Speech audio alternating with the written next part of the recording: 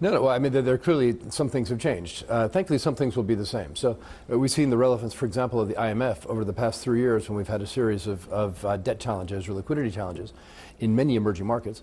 The IMF continues to be the force for good that comes in, stabilizes, puts a plan in place, gives some political air cover to the local governments that have to implement quite challenging plans at times. And that's part of you call it the Western-led order, but of course it's a global institution. But in other cases, we see that whether it's the nature of global trade or the regulation of global health, those institutions have weakened, and we have to accommodate for that. Is Donald Trump exacerbating that trend? Well, Donald Trump is clearly part of the fragmentation of the global system broadly.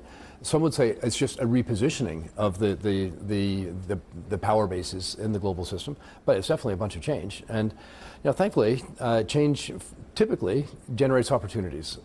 It also generates risks, and we're seeing both right now. And China is a great example of the opportunity and the risk encapsulated in one enormous power center as well. Yeah. How do you read China at the moment? I've spent a lot of time this year pouring into whether we are seeing a recovery, whether the consumer is recovering in some areas but not in other areas.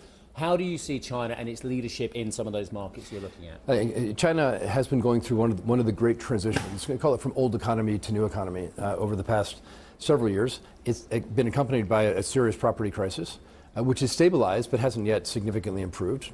Certainly there are stimulus actions that are happening that should, I think, get that market at least moving again.